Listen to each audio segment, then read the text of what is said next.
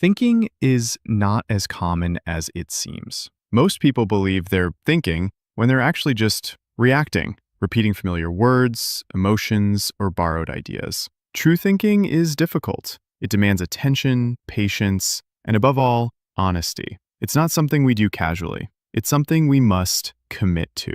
Real thinking begins when you pose a sincere question to yourself and resist the urge to answer too quickly. You wait, not passively, but attentively for something genuine to surface. Talking, by contrast, often replaces thinking. We speak to fill silence, to feel in control, to win. But when we talk without thinking, we're just echoing what's already known. Real thought is different. It's not about winning, but discovering. So, let's discover what it means to think.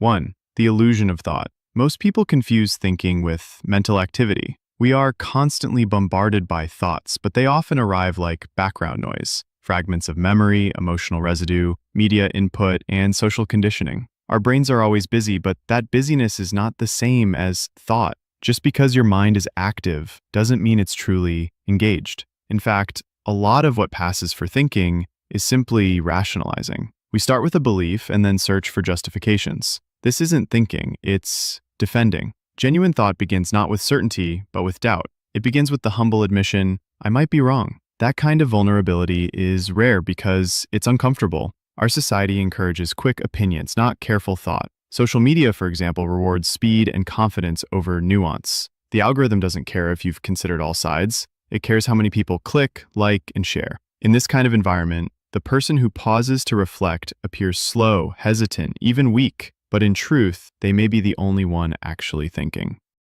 The art of listening. If thought is a response, then listening is the condition that makes it possible. But true listening is rare. It doesn't just mean being quiet while someone else talks. It means silencing the inner chatter long enough to let something unfamiliar in. We often listen with the intention to reply, not to understand. We filter what others say through the mesh of our assumptions, fears, and desires. As a result, we don't hear them. We hear only what fits the story we already believe. To listen is to risk being changed. It means opening yourself to the possibility that someone else sees something you don't. It requires humility, and humility, like thinking, is a discipline, a strength masked as gentleness. 3. Questioning as the doorway. All thinking begins with a question, but we're often terrible at asking good ones. We ask leading questions, loaded with our assumptions. Or we ask superficial ones that require no real effort to answer. But a real question is alive. It opens something. Socrates, the father of Western philosophy, didn't write books. He asked questions. He believed that the unexamined life was not worth living. But examination begins with curiosity, with the willingness to look at your own beliefs and say, why do I think this? Where did it come from? Is it true? This process is not easy. It feels like standing at the edge of a dark forest, knowing you might get lost inside. But if you want truth, or at least honesty, you must enter that forest. You must ask, and keep asking, even when no answer comes quickly.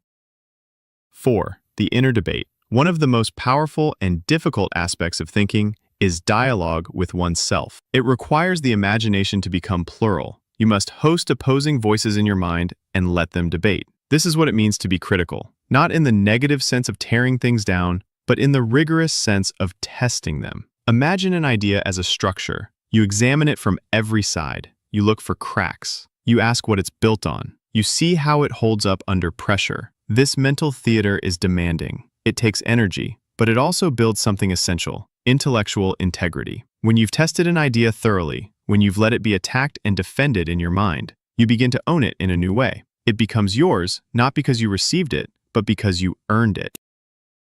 5. The risk of true thinking is not just an intellectual exercise. It is moral, because to think honestly is to risk discomfort. You may discover that what you believed was wrong, that your tribe is mistaken, that you yourself are complicit in something unjust. This is why so many people prefer not to think. It is easier to go along, to inherit opinions instead of investigating them, to mimic the crowd instead of stepping apart from it. But truth has a cost. If you really think, you may end up isolated. You may find yourself standing alone. You may become unpopular. Socrates was executed, not because he was wrong, but because he thought too well. Still, the alternative is worse: to live in a fog, to sleepwalk through existence, to live by borrowed truths and second-hand certainty.